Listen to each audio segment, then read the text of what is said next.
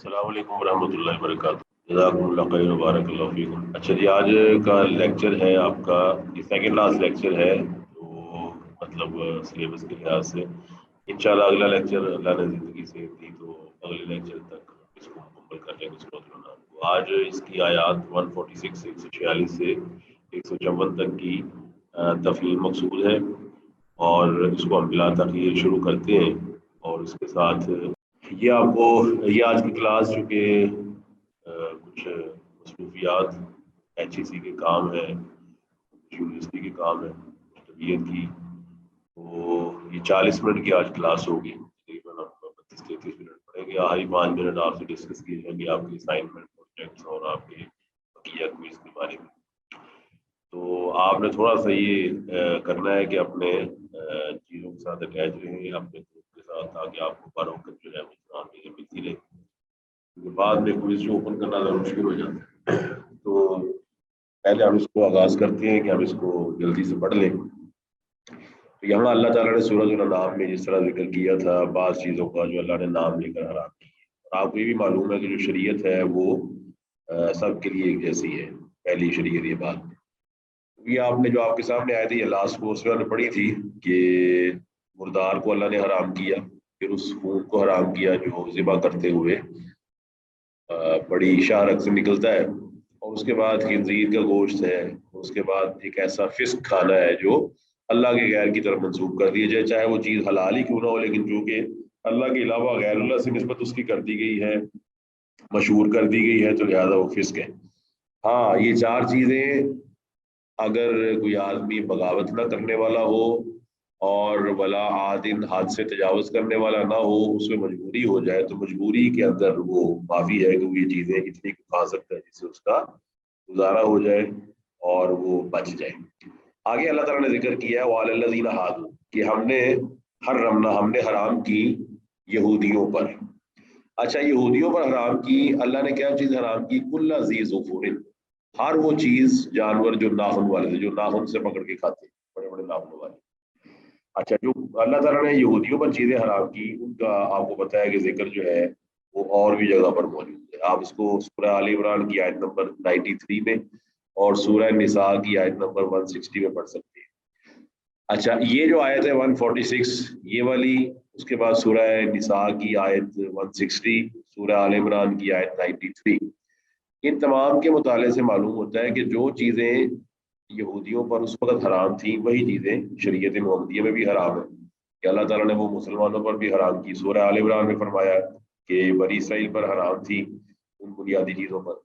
اب ہوا یہ ہے کہ آپ نے 4تھا سپارہ شروع ہوتا ہے نا، جہاں پر لن تنالوا البر حتی تنفقوا مما تحبون، اس کے پہلے صفحے کے اندر یہ آتا ہے الا ما حرم اسرائیل علی نفسہ، تو بعض چیزیں اسرائیل نے اپنے اوپر حرام کر لی تھی۔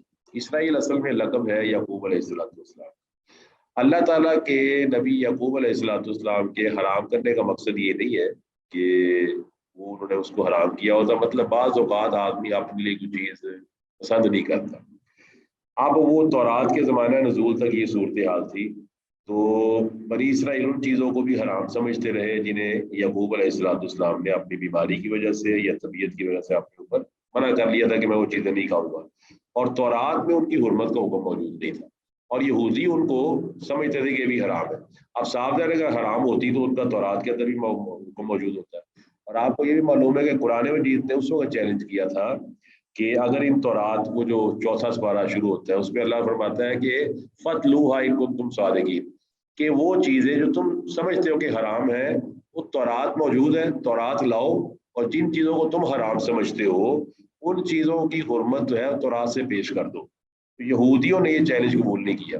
اس سے ایک ضمنی بات یہ معلوم ہوتی ہے کہ اس کا مطلب ہے کہ تورات میں انہوں نے تحریف کی ہوئی ہے، کیونکہ موجودہ دور کے اندر جو تورات ہے وہ اضافہ ہے جو بعد میں کیا گیا ہے۔ تو اس سے یہ معلوم ہوتا ہے اگر یہ اضافہ اس وقت ہوتا تو صاف ظاہر ہے کہ یہودی رسول اللہ صلی اللہ علیہ وسلم تورات کو پیش کر دیتے۔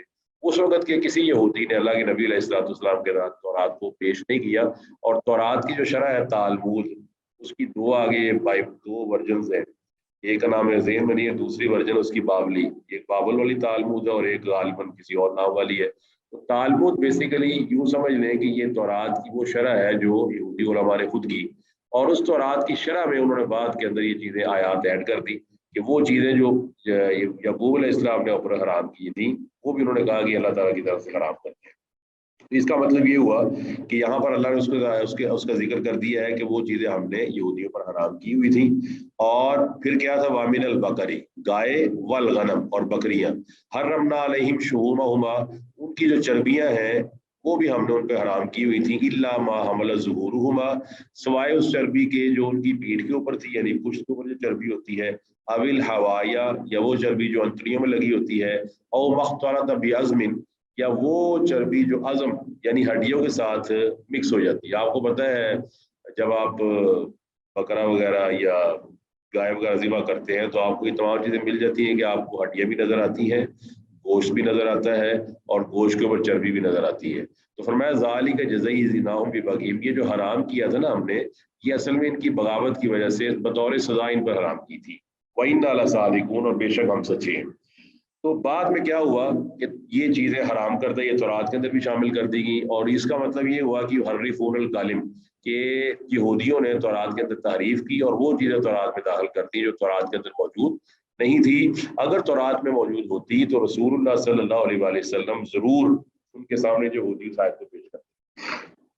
تو اللہ اس سے ایک اور واضح ہوتی ہے بات, اس سے یہ بات واضح ہوتی ہے کہ حرمت اور حلت اس کے تصورات کے لیے ہم صرف قرآن اور سنت کو پیش کر سکتے ہیں. کسی آدمی کی ذاتی طبیعت کسی آدمی کا ذاتی رجحان کسی چیز کو حرام اور حلال نہیں کر سکتا. اللہ کے نبی علیہ الصلوۃ والسلام کے بارے میں اللہ فرماتا ہے یا ایھا النبی لما تحرم ما احل اللہ لک تبتغی مرضات ازواجک کہ آپ ایسی چیز کو کیوں حرام اپنے اوپر کرتے ہیں جو اللہ نے حلال کی ہوئی ہے اپنی بیویوں کی رضامندی کے لیے.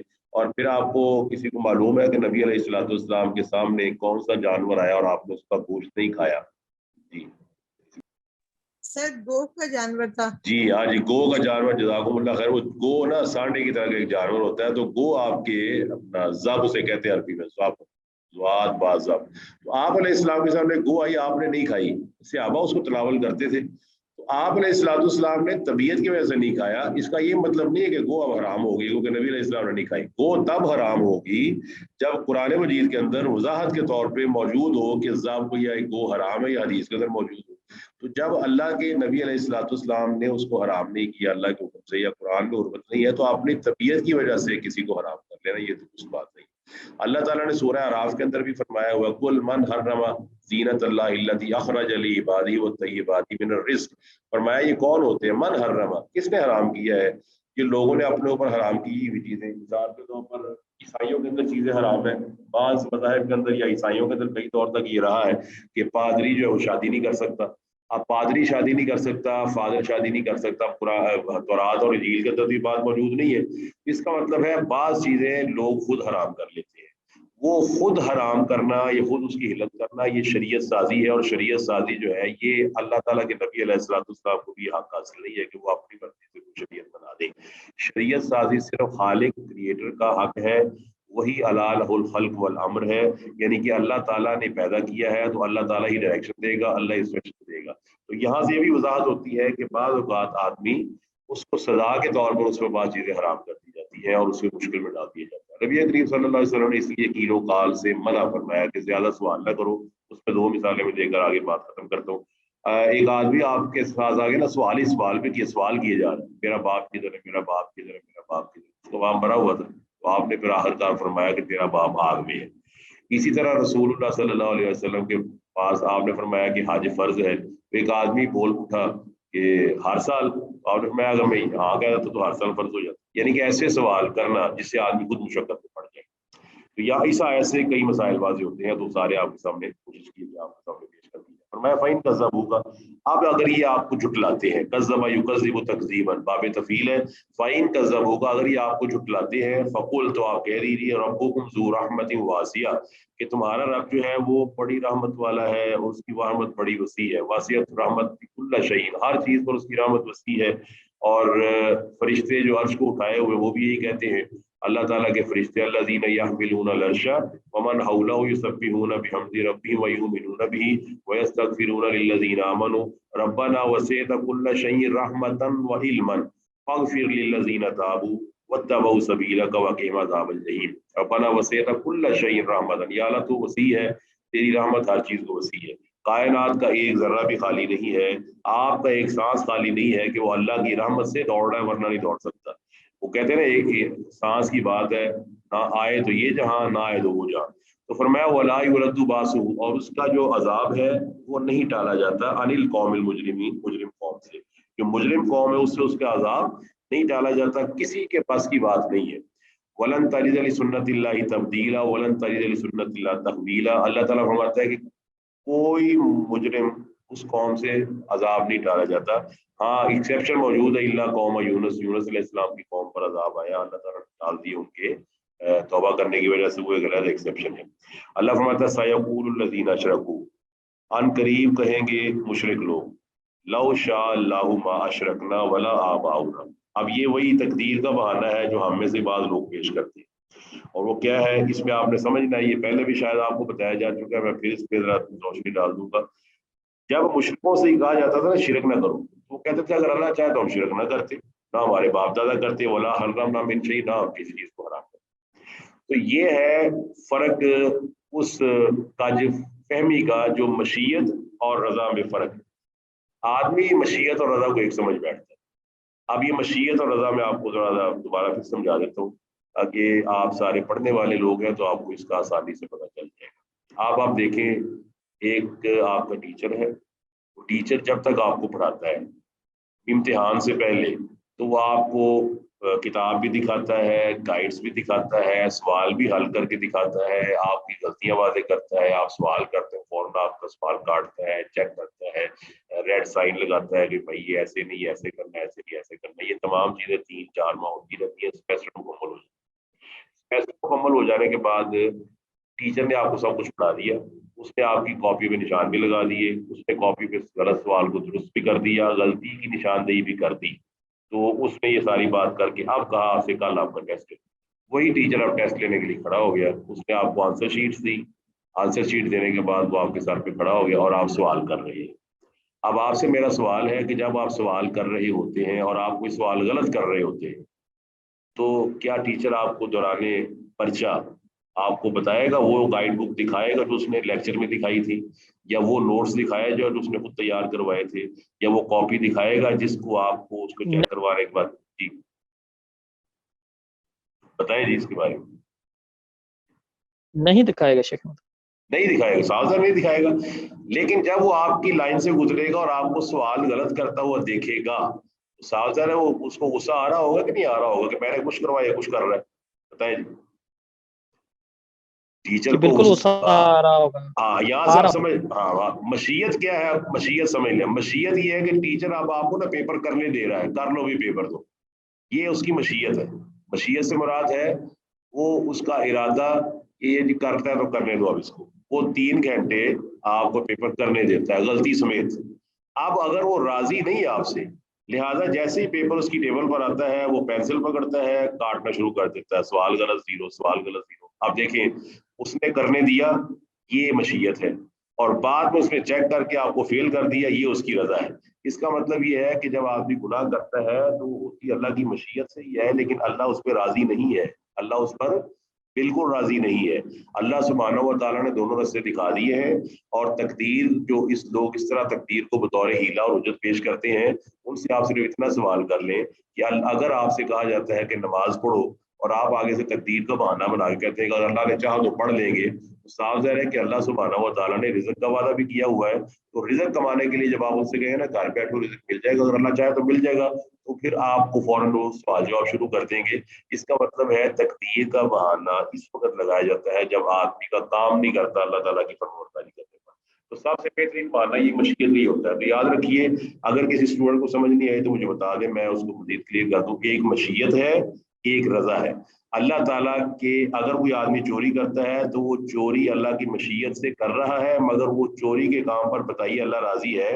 ये आप बता दें। नहीं जी, नहीं राजी नहीं है। मशीयत उसकी है कि अल्लाह ताला उसको मौका दे दिया, जिस तरह टीचर मौका देता है 2 घंटे गलतियां करके ना करो, तुम्हारा पेपर तुम्हारे हाथ में है। तो अल्लाह ताला ने हमें अपनी हमारी उम्र दे दी और अल्लाह ने हमें तरीका बता दिया। अब तरीका बता दिया, तरीका सिखा दिया, गाइडें दे दी, गलतियां बता दी, लाइनें लगा दी, रेड साइन लगा दी, ये ठीक नहीं है, ये गलत है, आप करो भाई। अब आपको मशीयत अल्लाह ताला बाज़ औक़ात मशीयत के तहत पकड़ भी लेता है, जिस तरह अल्लाह ताला ने फौरन पकड़ लिया किसी शख्स को, तो अल्लाह ताला कादिर है। लेकिन अल्लाह ताला की मशीयत ये है कि अगर अल्लाह पकड़ने पर आ जाए तो मा तारका अला ज़हरिहा मिन दाब्बा, फरमाया पूरी कायनात गुनहगार है, अगर मैं फौरन पकड़ने पर आ जाऊँ तो आपको पता है एग्जामिनेशन सिस्टम मुतासिर हो जाएगा। और आप अगर पेपर दे रहे हैं, 1000 बंदों का पेपर ले रहे हैं, तो आप पहली गलती पर ही पेपर छीन लें तो साथ एग्जामिनेशन जो सिस्टम है सारा डिस्टर्ब हो जाएगा और तलबा इतराज करेंगे कि हमें मौका दिया जाता तो हम बाद में इसको सही कर लेते। तो लिहाजा अल्लाह हमें मौका देता है। वाला नज़ीक़न्नहुम मिनल अज़ाबिल अदना दूनल अज़ाबिल अकबर। मेरा ख्याल है मशीयत और रज़ा की जो फ़र्क है ये आपको समझना चाहिए। हम कभी भी तकदीर को अपना आला नहीं बनाएंगे अपनी बद किरदारी का या बुरे कामों का। हम यही कहेंगे कि हम गलत कर रहे हैं और हमें सही करना चाहिए। फरमाया कज़ालिका कज़्ज़ब अल्लज़ीना मिन क़ब्लिहिम, इसी तरह जुटलाया इनसे पहलों ने, वो भी यही कहते रहे कि जी अल्लाह ताला अगर राज़ी नहीं था या अल्लाह की मशीयत है तो अल्लाह ने हमें पकड़ा क्यों नहीं। तो इसका मतलब है कि अल्लाह वहदहू ला शरीक ने हमें यहाँ पर यह आगाह कर दिया है कि जो जुटलाने वाले लोग हैं उनका यही वतीरा होता है कि वो तकदीर का बहाना बना लेते हैं। और अगर आपको पता है तकदीर का अगर बहाना बनाया जाए तो दुनिया में थाने अदालतों का तस्वुर ही न रहे, क्योंकि हर आदमी ये कहेगा, किसी को कत्ल करके कहेगा इसकी तकदीर में लिखा हुआ था, किसी की चोरी करके कहेगा इसकी तकदीर में लिखा हुआ था, किसी के साथ जिना करके कहेगा इसकी तकदीर में लिखा हुआ था। तो आप तमाम लोग जो ये मेरा लेक्चर सुन रहे हैं, आप इस बात की तस्दीक करते हैं कि दुनिया का निज़ाम कैसे चलेगा? क्या दुनिया में थाने और अदालतें मौजूद हैं या नहीं मौजूद? जी मौजूद हैं सर। और वजह उसकी क्या है? वजह उसकी वजह यही मशीयत है जी। जी, वजह यही है ना कि अदालतें इसलिए है कि अल्लाह ताला ने हमें इख्तियार दिया है बुराई के कामों का, नेकी के कामों का। अल्लाह ताला ने, ये अल्लाह की मशीयत है। लेकिन अल्लाह बुराई के कामों पे नाराज होता है और नेकी के कामों पे खुश होता है, उसकी रजा है। तो हमें अल्लाह ताला की रजा को तलाश करना है। तो फरमाया कुल हालिंदा को मिली, तुम्हारे पास कोई इल्म है, फतुखरिजूहु लना, जरा निकाल के दिखाओ, भाई निकाल के दिखाओ कि अल्लाह वहदहू ला शरीक ने ये कहाँ पे फरमाया है, तो वो निकालो, फतुखरिजूहु। तो लिहाजा ये हक और बातिल अल्लाह ने वाज़ेह कर दिया है। और अल्लाह फरमाता है ना कुरान मजीद में, कद तबय्यन रुश्द मिनल गय फमन यकफुर बित्तागूति व युमिन बिल्लाहि फक़द इस्तमसक बिल-उर्वतिल वुस्क़ा ला इंफ़िसाम लहा। फरमाया रुश्द यानी हिदायत, गई यानी कि गुमराही, फरमाया बिल्कुल वाज़ेह हो चुकी है, बिल्कुल किसी समझदार को फर्क वाज़ेह है उसके लिए कि चोरी बुरी चीज है, कमा के खाना अच्छी चीज है। हर आदमी पर मजहब से बेनियाज हर आदमी पे वाज़ेह है कि ईमानदारी अच्छी चीज है, बेईमानी बुरी चीज है। हर आदमी पे वाज़ेह है बिला इम्तियाज मजहब, बिला इम्तियाज नस्ल के जो अच्छे काम है वो अच्छे हैं, जो बुरे काम बुरे हैं। तो फरमाया इन तत्तबिऊना इल्ला ज़न्न, ये तुम ना गुमान की पैरवी कर रहे हो, तुमने अपने ज़हन से गुमान बना लिया है और तुम उसकी पैरवी कर रहे हो। तो जो मशीयत को बहाना बनाने वाले लोग हैं, मुफस्सिरीन लिखते हैं कि मशीयत इंसान को तब याद आती है जब वो अल्लाह के हकूक को पामाल करता है, और जब उसके अपने हकूक तलफ कर रहे हो रहे हो तो फिर वो मशीयत उलाही गज़र को कबूल नहीं करते। ये बात भी याद रखें, और तफसील से मैंने बयान कर दी है। जब हकूकुल्लाह को छोड़ा जाए तो मशीयत आ जाती है। जब अपने हकूक की बारी आए, मसलन किसी के घर में चोरी हो जाए, डाका पड़ जाए, जिना हो जाए, बदकारी हो जाए, तो फिर वो मशीयत को सामने नहीं रखेगा, फिर कहेगा कि चोर को सजा दी जाए, डाकू को डाके की सजा दी। ये हमें मशीयत अक्सर लोगों को तब याद आती है जब बात हुकूकुल्लाह की हो, अल्लाह का हक पूरा करना हो तो हम कहते हैं अल्लाह चाहेगा तो कर लेगा। तो अल्लाह ने इसी को क्या कहा है कि तुम गुमान की पैरवी करते हो जबकि तुम्हें यकीन की पैरवी करनी चाहिए। और यकीन किस चीज का नाम है?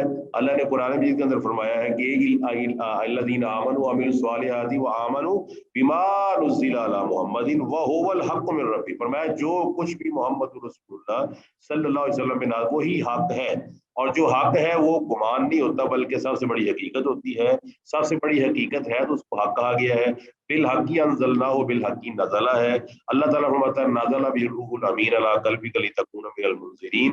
अल्लाह फरमाता है जिब्राइल ईमानदार फरिश्ता इसको लेकर आया है, सबसे ईमानदार इंसान पे नाजिल हुआ है, हमने इसको हक के साथ नाजिल किया है, हक के साथ ये उतरा है। इसकी तरह उतरने की रफ्तार देखिए, इन्ना अंज़लनाहु फ़ी लैलतिल क़द्र, लैलतुल क़द्र में इसको नाजिल किया गया है। फिर इन्ना अंज़लनाहु फ़ी लैलतिन मुबारकतिन, लैला मुबारका में इसका नुज़ूल हुआ है। और कायनात के नबी अलैहिस्सलातु वस्सलाम बेहतरीन इंसान के जिस्म के बेहतरीन हिस्से में इसको नाजिल किया गया है। और तुम इसके मुकाबले में वही नंतुम इल्ला तख़रुसून, तुम तुमने अटकल बच्चू लगाए हुए। अटकल बच्चू क्या होता है? जुबानी कलामी बातें, बस जुबानी कलामी ख्याली बातें बना ली। इस तरह हमारे यहाँ बाज लोग अपने बच्चों को जुबानी कलामी डॉक्टर कह देते हो, फिर वो बाद में डॉक्टर बनता ही नहीं, कहता मेरी अम्मी ने कह दिया तुम डॉक्टर हो, लिहाजा मैं डॉक्टर बन गया, मुझे क्या जरूरत पड़ी। तो फरमाया कुल फलिल्लाहि हुज्जतुल बालिगा, फरमाया ये तो अल्लाह ताला की जो हुज्जत है वो सिर्फ अल्लाह सुब्हानहू व तआला की। क्या है कि अल्लाह ताला ने लोगों पर हुज्जत को तमाम कर दिया है। कुरान मजीद वाज़ेह है, नबी अलैहिस्सलाम का फरमान वाज़ेह है, हत्ता कि आपको पता है सामी मज़ाहिब में, सिमेटिक रिलीजन्स में, जिसके अंदर ईसाईयत मौजूद है या यहूदियत मौजूद है और अब इस्लाम मौजूद है, ये तमाम मज़ाहिब में तमाम चीज़ें एक जैसी है। आप देख सकते हैं कुरान ने ऐसे नहीं कहा था कि तालो इला कलिमतिन सवाइन बैनना व बैनकुम, उस कलमे की तरफ आओ जो तुम्हारा हमारा बराबर है।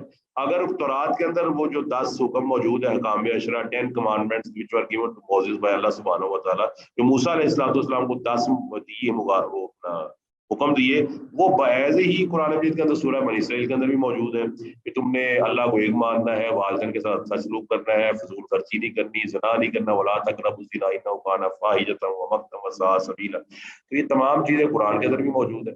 तो अल्लाह फरमाता है फलौ शाअ, अगर अल्लाह चाहता लहदाकुम। अब ये मशीयत है कि अगर मशीयत अल्लाह ताला की हो तो अल्लाह ताला, आप देखें, अब वही वाली बात है, अगर टीचर की मशीयत है, वो 10 बच्चे पेपर दे रहे हैं, टीचर खड़ा होकर जैसे ही को बच्चा गलती करता है उसको करेक्ट करवा के सबके पेपर एक जैसे कर देता है। तो बताइए इस एग्जामिनेशन सिस्टम को आप में से कोई शख्स कबूल करने के लिए तैयार है? जी नहीं सर। वजह भी आप खुद ही बताएं कि क्यों, क्या वजह? सर पे एग्जाम का फायदा तो नहीं है, स्टूडेंट्स का पता ही नहीं चलेगा किसकी तैयारी है किसकी नहीं है। एग्जैक्टली, आपने बिल्कुल सही बात की। आप कहेंगे मैंने बच्चों को 10 घंटे पढ़ाया, इसका बच्चा आधा घंटा भी नहीं पढ़ता, और जब अंदर गया तो टीचर ने क्या किया, टीचर ने सब बच्चों को पेपर लेके ना करेक्शन खुद ही कर दी है, पेपर एक जैसा कर दिया, सब के 100 नंबर आ गए। तो अल्लाह ताला फरमाते हैं वलौ शिअना लआतैना कुल्ल नफ्सिन हुदाहा, फरमाया अगर हम जबरदस्ती करना चाहें तो फिर तो इम्तिहान ही खत्म हो गया। जबरदस्ती नहीं है, इम्तिहान होता ही तब है कि आपको थोड़ा सा इख्तियार दिया जाए, इख्तियार के बाद उस इख्तियार को चेक किया जाए कि इसने इख्तियार को मुस्बत अंदाज में इस्तेमाल किया या मनफी अंदाज में इस्तेमाल किया। तो फरमाया अगर वो अल्लाह ताला जबरदस्ती करने पर आए, और हमारे एक उस्ताद थे वो कहा करते थे कि अगर अल्लाह ताला जबरदस्ती नमाज पढ़वाना चाहता तो वो जो आपके कंधे पर फरिश्ते हैं 2 बैठे हो वही काफी थे।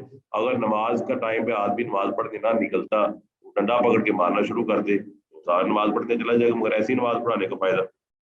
तो फरमाया कुल हलुम्मा, हलुम्मा का मतलब लाना, के लाओ भाई, कि आप कह दे लाओ, हलुम्मा लाओ, शुहदाहुमुल्लज़ीना यशहदूना, अपने जरा वो गवाह लाओ, यशहदूना जो गवाही दे, अन्नल्लाह हर्रमा हाज़ा, कि अल्लाह ने इसको हराम किया, तो गवाही तो लाओ, गवाही के बगैर। और आपको पता है कुल हातु बुरहानकुम इन कुंतुम सादिकीन का मतलब यही है, इस्लाम के अंदर कोई बात भी अटकल बच्चों से नहीं है, कोई बात भी जाती नहीं है, बल्कि इसकी दलील दी जाएगी और बुरहान दी जाएगी। कुल हातु बुरहानकुम, और ये वो आयत है जो फैसल इस मामले में कि कुरान मजीद महफूज है, नबी अलैहिस्सलाम का फरमान वो भी महफूज है, कोई शख्स अपनी मर्जी से इसको इंटरप्रेट नहीं कर सकता।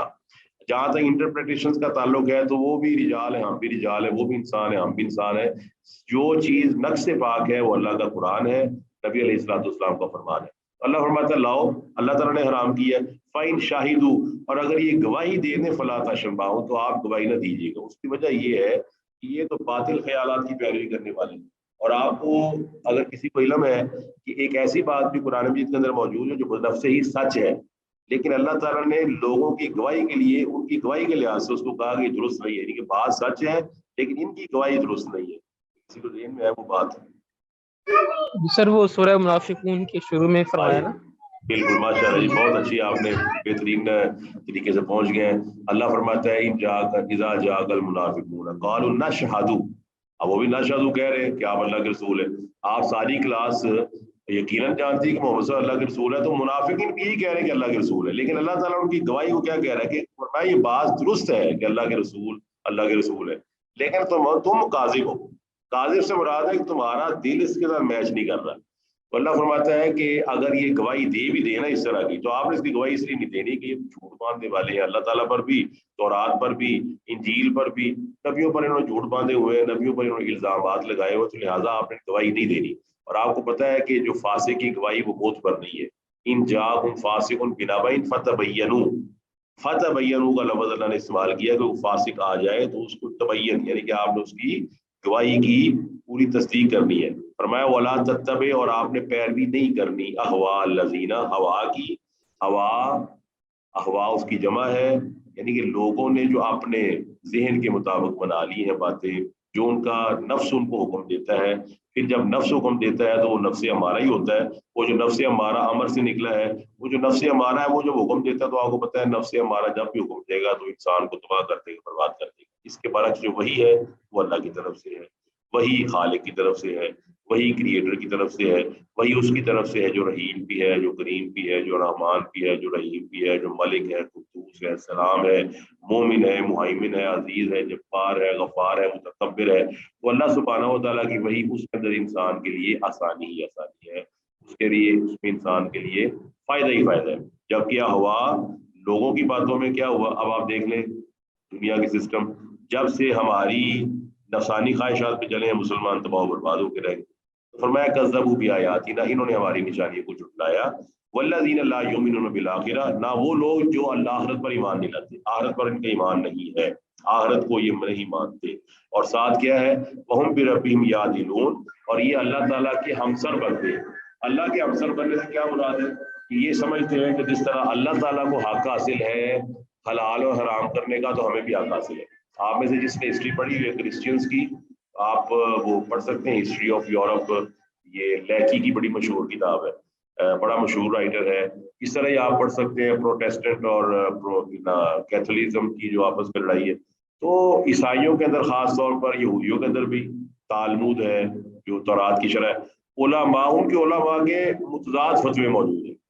اور مجھے اپنا ذاتی ایک واقعہ یاد ہے، وہ میں آپ سے شیئر کر دوں کہ یہاں پر بھی ہمارے یہاں پروگرامز بنائے جاتے ہیں اسٹیج کے اوپر، یا فلم کی ویڈیوز بنائی جاتی ہیں، اور لوگوں کو پروگرام کوئی رمضان کے نام سے کرتا ہے. اس کے اندر اب ہم نے کیا فرقے بنا لیے.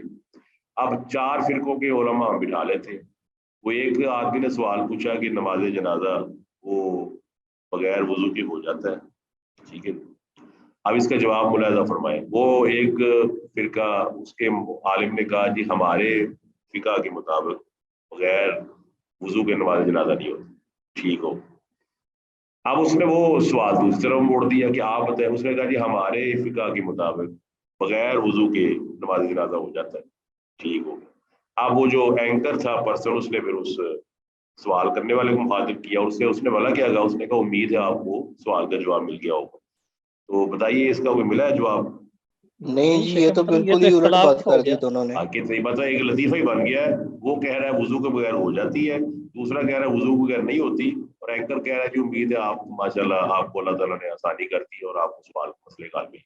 لا حول ولا قوت الا باللہ. تو ہمارے ہاں بھی اس طرح کی چیزیں کی جاتی ہے کہ ہم جو کہہ رہے ہیں، ہم کہہ رہے کی بات نہیں ہوتی. کسی شیخ کا، کسی فقیر کا، کسی پیر کا قول بہت پر نہیں ہے، بہت پر صرف اللہ کا قرآن ہے اور نبی علیہ السلام کو قرآن ہے.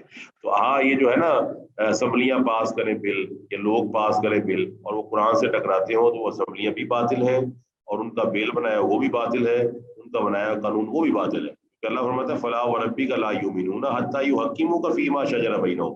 ساری کائنات کے لوگ جب تک آپ کو فیصل نہیں بناتے، جو نبی نے حرام کیا ہے اس کو کوئی اسمبلی حلال نہیں کر سکتی. یہ وہی ہے کہ اللہ کے سامنے شریعت سازی کرنا. تو اللہ تعالیٰ نے اس لیے فرمایا کہ وہم بربہم یعدلون، ایسے لوگوں کی گواہی آپ نے قبول نہیں کرنی. قل تعالوا، اور آپ نے فرمایا کہ آؤ میرے پاس، اتلو میں تلاوت کر دوں، ما حرم ربکم علیکم، جو تمہارے رب نے تمہارے اوپر حرام کیا. اور یہ وہی تقریباً احکام عشرہ ہے جو تورات کے اندر بھی موجود ہے. آپ کتاب پیدائش میں اس کو پڑھ سکتے ہیں. اللہ فرماتا ہے پہلی بات اللہ تشرکوا بہ شیئا، اللہ تعالیٰ کے ساتھ شریک نہ بناؤ. اللہ کے ساتھ کسی کو شریک نہیں کرنا، ٹھیک ہے جی، کسی کو نہیں کرنا.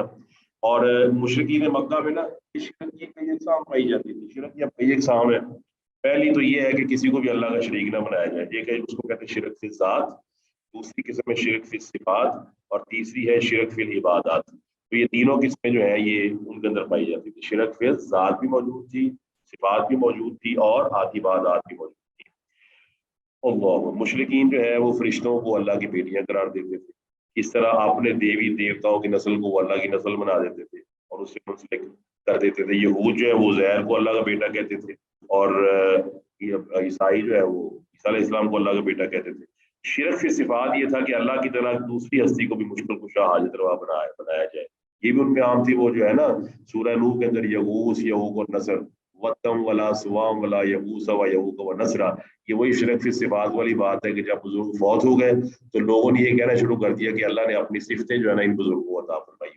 अब अल्लाह ताला ने कुरान मजीद में या तौरात में इंजील में कहीं नहीं फरमाया कि मैंने ये सिफतें किसी बुजुर्ग को अता फरमाई, क्योंकि आप पढ़ते हैं ला इलाहा इल्लल्लाह। ला इलाहा का मतलब ये है कि अल्लाह ने अपनी कोई सिफत किसी को अता नहीं की है, क्योंकि अल्लाह ला इलाहा इल्लल्लाह से मुराद अल्लाह के अलावा कोई मुश्किल कुशा हाजत रवा भी बनाने वाला नहीं है। फिर शिरक फिल इबादत का मतलब है जिस हस्ती को मुश्किल कुशा समझता है उसको पुकारे, और पुकारते हुए ये अकीदा रखे कि वो फासलों से सुनने पर उसी तरह कादिर है जिस तरह अल्लाह सुब्हानहू व तआला सुनता है। तो ये तमाम शिरक की सिफात उनके अंदर मौजूद थी। तो अल्लाह ने इसलिए, आपको पता है शिरक कब फैलता है, उसकी बुनियादी वजह क्या है अगर किसी के इल्म में हो? जब इंसान शिरक, अपनी ख्वाहिशात जब अपनी इंसान मेरा अपनी ख्वाहिशात के पीछे लग पड़ता है। एक मेरा सवाल ये है कि शिरक को फैलाने का टूल, मैं समझ कह रहा हूँ, टूल से मुराद है वो कौन सा औजार है या वो कौन सा टूल है, वो कौन सी चीज है जिसके जरिए शिरक बड़ी जल्दी फैलता है? वो अल्लाह ताला ने तौरात में भी मना किया और अल्लाह के नबी अलैहिस्सलाम ने हमें मना फरमाया। और अल्लाह के नबी का फतह मक्का ज़हन में लाया, अल्लाह के नबी की लाठी मौजूद थी, आप मक्का के अंदर काबे में दाखिल हुए तो आपने क्या गिराया था, वो जरा ज़हन में लाइए, फिर आपको समझ आए। सर बुतों को तोड़ा। हाँ, अच्छा, अब बुत साफ ज़ाहिर है कि ये बात समझने वाली है। बुत जो है ना, ये जिन्होंने साइंस पढ़ी हुई है, ये है इल्म, it is knowledge of what you can say concentration. आदमी चाहता है मैं कंसंट्रेट करूं, और चूंकि आदमी को अल्लाह ने हवासे खमसा दिए हुए हैं तो उसकी कंसंट्रेशन होती है ज्यादा किस चीज पर, देखने पर, कि मेरे सामने कोई चीज हो। और इसको यूं समझ सकते हैं कि एक आदमी अगर बीमार हो और डॉक्टर जो है ना, वो डॉक्टर को उसको ले जाए, डॉक्टर उसको कोई सादा पूरी आटा ही दे देना तो नफ्सियाती तौर पर इंसान दुरुस्त हो जाता है कि मैंने कोई चीज खाई है, वो साथ ही खाते कहता है हाँ ये मैं ठीक हो गया, पड़े चाहे उसको कुछ भी दे दे आप। ये एक नफ्सियात है इंसान के अंदर, और मेरा ख्याल है आप इसको तस्लीम करते हैं कि ये नफ्सियात इंसान के अंदर मौजूद है। पहले ये क्लियर करते हैं कि ये नफ्सियात मौजूद है इंसान में। सर प्लीज रिपीट कर दें, आवाज कट गई थी। हाँ, मैं ये कहना चाह रहा हूँ कि आप एक आदमी को बहुत बीमार है, वो कहता है मैं मर गया, आप उसको डॉक्टर के पास ले जाते हैं। बाज डॉक्टर नफ्सियाती तौर पर उसका इलाज करते हैं कि उसको ना सादा सा पाउडर दे देंगे, ऐसे चीनी घोल के दे देंगे, भाई ये पिए, जल्दी से पी ले। वो जैसे ही पीता है वो समझता है कि मैंने अब कुछ पिया है, अब मैं ठीक हो जाऊँ। तो ये क्या नफ्सियात में मौजूद है इंसान की? जी मौजूद है जी। हाँ, बिल्कुल मौजूद है। इसी का फायदा उठाते हुए ना मुशरिकीन क्या करते हैं, पहली बात क्लियर कर लें कि बातिल जो बुरे लोग उनका बुत तो कोई भी नहीं बनाते, वो तो पक्की बात है। बुरे लोगों का बुत तो बनाएगा ही कोई नहीं। बुत किसके बनाए जाते हैं? सिर्फ नेक लोगों। जब नेक लोगों के बुत बनाए जाते हैं तो यही अल्लाह ने मना किया तौरात में। तौरात में अल्लाह फरमाता है अहकाम अशरा में कि मेरी तुमने मूरत नहीं बना दी। अब मूरत किस तरह बनी? ईसाइयों, आपको पता है प्रोटेस्टेंटिज्म में ईसाइयों को, जो रोमन कैथोलिक थे, उनके साथ लड़ाई उनकी ये थी कि रोमन कैथोलिक वालों ने, प्रोटेस्टेंट वालों ने उनसे कहा था कि तुमने मरियम का बुत क्यों बनाया और रजी अल्लाह ताला, और तो ईसा का बुत क्यों बनाया? अल्लाह ताला ने तो फरमाया कि मूरत नहीं बनानी, तुम बुत बनाई जा रहे। तो बुत जब बनते हैं तो आइकन्स बन जाते हैं। जब आइकन्स बनते हैं तो इंसान को सामने रख के ना कंसंट्रेट करता है, कंसंट्रेशन देता है, उसको देखता है और समझता है कि अब ये मेरी जो है मुश्किल दूर करने पर कादिर है। तो लिहाजा अल्लाह ताला के नबी ने जड़ ही काट दी है, तस्वीर ही खत्म कर दी। आप अलैहिस्सलाम ने इसलिए फरमाया कि वो घर जो है उस जिसमें तस्वीर हो तो फरिश्ते उसमें दाखिल नहीं होते, जिसमें कल्ब हो यानी कुत्ता उसमें दाखिल नहीं। आप सोसाइटी जो मर्जी करती रहे, लेकिन अल्लाह के नबी अलैहिस्सलाम को मालूम है, अल्लाह को मालूम है कि तस्वीर जो है ना बुनियादी तौर पर ये सबसे बड़ा जरिया होती है किसी चीज़ को महफूज करने का। फिर आप सैकड़ों 20 साल के बाद वो तस्वीर जब दोबारा आपके सामने आती है, आप फिर उनके ख्यालात में खो जाते हैं। तो लिहाजा इसलिए अल्लाह के नबी अलैहिस्सलाम ने काबे के अंदर जाके बुत गिराए थे। साथ अल्लाह फरमाता है बिल वालिदैन ihसान, वालिदैन के साथ एहसान करना है। अब ये एहसान क्यों करना है? आपको मालूम है 3 चीजें जो पेश करता हूँ आपके सामने। आपका खालिक एक है या 2 है? एक है। एक है, ठीक है। और दूसरा सवाल आपसे ये है कि आपके मैं पूछना चाहूंगा आपसे कि आपके चचा, आपके ताया, आपके भाई, आपकी खालाएं, फुफियां, वो तो कई भी हो सकती हैं, 2-3 भी हो सकती हैं, 4 भी हो सकती हैं। तो ऐसा ही है जी सर, ऐसा ही है। मतलब आज क्लास को समझ भी आ रही है कि नहीं बात मेरी? मैं कह रहा हूँ कि जी सर। आपके बेटे 2 हो सकते हैं, बेटियां 3 हो सकती हैं, بچے 4 ہو سکتے ہیں, پھوپھے بھی 5 ہو سکتے ہیں, چچا بھی بعضوں کے 3-4 ہوتے ہیں, لیکن آپ کو علم ہے باپ وہ کتنے ہوتے ہیں؟ ایک. جی باپ تو ایک ہی ہوتا ہے جی, باپ ایک ہی ماں بھی ہوتا ایک ہی ہے, ہوتی ہے. ماں بھی ایک, ماشاء اللہ. بالکل آپ دیکھیں یہ بھی ایک وجہ ہے, یہاں پر بھی توحید کا وہی سلسلہ ہے کہ والدین کو اللہ تعالیٰ نے یہاں شامل کیا ہے, کیونکہ والدین بھی ایک ہی ہوتے ہیں. آپ کا باپ وہی ہے جس کی سلب سے آپ پیدا ہوئے, آپ کی والدہ بھی وہی ہے ایک جس نے اپنے پیٹ میں آپ کی پرورش کی. تو لہذا اللہ تعالیٰ نے اپنے حق کے ساتھ سب سے پہلے والدین کا ذکر کیا ہے. اور اگر آپ یہ پڑھتے ہیں نا ان کا جسے بیپٹزم کہتے ہیں عیسائیت میں, کرسچینٹی میں جو ان کی سیکنڈ بڑی دوسری بڑی رسم ہے نا, سب سے بڑی رسم ہے, کبھی پہلی ہے دوسری, اس کو کہتے ہیں بیپٹائز کرنا. بیپٹائز کا مطلب ہوتا ہے وہ اس کو یحییٰ علیہ السلام سے بھی لیتے ہیں کہ ان کا بیپتسمہ ہوا تھا, ان کو پھینکا گیا تھا اس کے اندر پانی کے اندر. پھر وہ سیلاب نوح کی بات بھی کرتے ہیں کہ سیلاب نوح کی طرح وہ بھی بیپٹزم تھا کہ نیک لوگ بچ گئے اور جو برے وہ غرق ہو گئے. اسی سے انہوں نے بیپٹائز کرنا سیکھا ہے کہ بچہ جب پیدا ہوتا ہے تو اس کو ایک کمرے میں لے جایا جاتا ہے, اس کو پانی اس کے اوپر ڈالا جاتا ہے کہ یہ گناہوں سے پاک ہو گیا. تو وہ بھی یہ کہتے ہیں کہ والدین کو اس لیے عزت دی جائے گی کہ والدین کریشن کے عمل میں اللہ سبحانہ و تعالیٰ نے ان کی ڈیوٹی لگائی ہے. کریشن ہوتی ہے انسان کی تھرو ٹو میل اور فیمیل جو ہے وہ آپس میں اللہ تعالیٰ کے حکم سے ملتے ہیں, پھر ایک بچے کی پیدائش ہوتی ہے. تو لہٰذا والدین کے ساتھ ایک سلوک کرنا ہے. ٹھیک ہے جی. وَلَا تَقْتُلُوا أَوْلَادَكُم مِّنْ إِمْلَاقٍ, اپنی اولاد کو یہ جو ہے نا مفلسی کے ڈر سے, اور یہ مفلسی کا نظریہ جو ہے یہ تھامس مالتھس کا دیا ہوا ہے.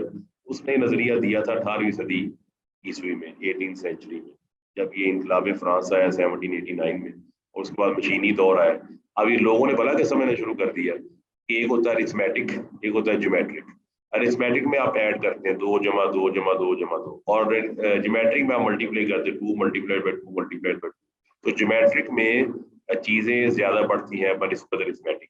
تو تھامس مالتھس نے اپنی ایک تھیوری پیش کر دی جس کو بعد میں اس کے اپنے ماننے والوں ریجیکٹ کر دیا. اس نے کہا جی وسائل بڑھتے ہیں ارتھمیٹیکلی, 1 + 1 + 1, 2 + 2 = 2, اور پیدائش ہوتی ہے جیومیٹرک, یعنی انسان زیادہ ہو جائیں گے اور وسیلے جو ہے وہ کم ہو جائیں گے. ہسٹری نے ثابت کر دیا ہے کہ یہ تھامس کی نظریہ بالکل غلط تھا, وہاں سے لے لیا نظریہ. اس وقت بھی لوگ اس طرح کے لوگ موجود تھے جو کہتے تھے کہ ہماری اولاد ہمارے ساتھ بیٹھ کے کھائے گی.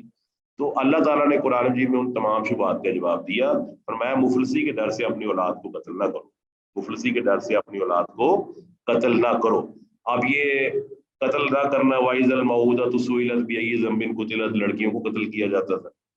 اس طرح آپ کو پتہ ہے ہمارے پاکستان کے اندر اللہ تعالیٰ معاف فرمائے کہ آپ کو معلوم ہے جب ہم ریسرچ کر رہے تھے تو ہمیں معلوم ہوا کہ قرآن مجید کے ساتھ بھی نکاح کا تصور ہے. بعض علاقے پاکستان میں ایسے ہیں جہاں عورتوں کی میراث کو بچانے کے لیے ان کا نکاح قرآن مجید سے کر دیا جاتا ہے.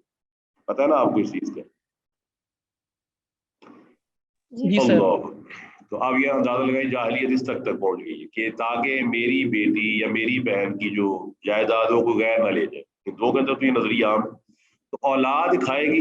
اب آپ بتائیں جو والد اولاد کو مارنے والا ہے اور یہ سمجھتا ہے کہ میں منصوبہ بندی کر لوں گا, اللہ تعالیٰ پر ایک ہے ایسی منصوبہ بندی جس کا تعلق میاں بیوی کے ذاتی معاملات سے, کہ بیوی سمجھتی ہے کہ میں کمزور ہوں, میاں سمجھتا ہے کہ نہیں جی یہ بے حالات. اب یہ ویری کرتے, یاد رکھیے آپ تمام لوگ اس پڑھے لکھے لوگ ماشاءاللہ موجود ہے, فزیکل اسٹرینتھ ایک جیسی نہیں ہوتی بلکہ ویری کرتی ہے.